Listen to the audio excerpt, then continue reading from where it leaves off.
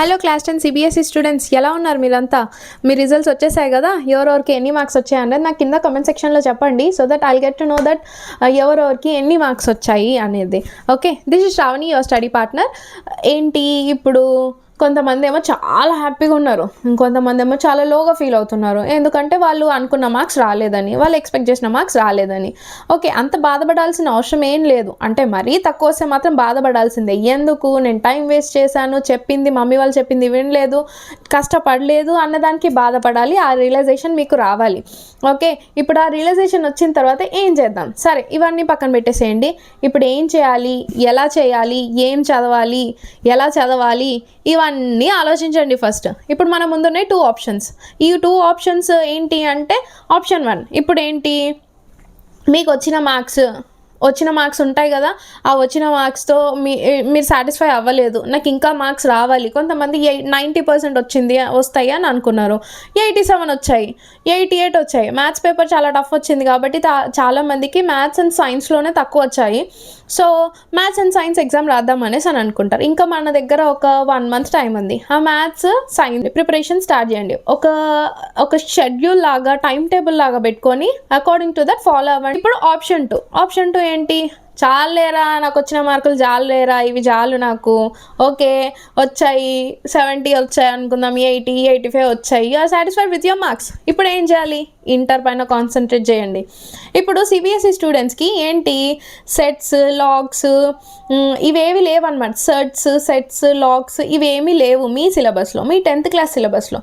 So ఇవన్నీ ఏ సిలబస్లో ఎవరి దగ్గర ఉన్నాయి, స్టేట్ సిలబస్ వాళ్ళ దగ్గర ఉన్నాయి. మీ ఫ్రెండ్స్ ఉంటారు కదా, స్టేట్ సిలబస్ వాళ్ళు ఉంటారు కదా, వాళ్ళ దగ్గర నుంచి తీసుకోండి. మ్యాథ్స్ టెక్స్ట్ బుక్ తీసుకోండి. ఒకసారి వాళ్ళ మ్యాథ్స్ టెక్స్ట్ బుక్ అంతా తిరగేయండి. అందులో లాగ్స్ ఉన్నాయి, లాగ్స్ పైన ఎక్సర్సైజెస్ ఉన్నాయి, ఎక్సర్సైజెస్ అన్నీ చేయండి.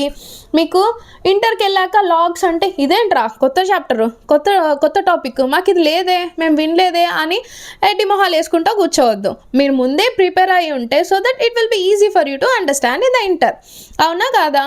ఓకే, సరే, అవి చేసేస్తారు. ఇంకో ఆప్షన్ ఏంటి అంటే, ఇంకొక లాగ్ కూడా చేయొచ్చు. కొంతమంది ఇంటర్ని స్కిప్ చేయాలనుకుంటారు.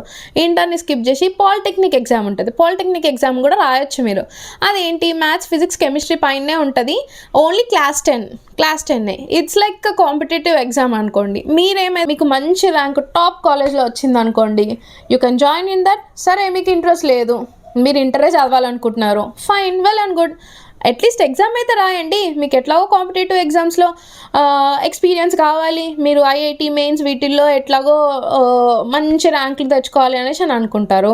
సో దానికి ఈ ఇప్పటి నుంచే కాంపిటేటివ్ ఎగ్జామ్స్కి ప్రిపేర్ అవుతున్నట్టు ఈ ఎగ్జామ్ రాయండి. రాస్తే మీకు ఏమవుతుంది అంటే, టైం మేనేజ్మెంట్ తెలుస్తుంది. అంటే తక్కువ టైంలో విత్ ట్రిక్స్ ఎలా ఫాస్ట్గా చేయాలి ప్రాబ్లమ్స్ అనేది ఒక ఐడియా వస్తుంది. మీరు ఇంకా ఇంప్రూవ్ చేసుకునే ఛాన్స్, మళ్ళీ తర్వాత ఎక్కడెక్కడ ల్యాక్ అవుతున్నా అనేది మీకు ఐడియా వస్తుంది. ఇప్పుడు నేను క్లియర్గా చెప్తున్నాను, 10th అయిపోయింది, మీరు సాటిస్ఫై అయితే, మీ మార్క్స్తో సాటిస్ఫై అయితే okay, well and good. Next ఇంటర్లో కాన్సన్ట్రేట్ చేయండి.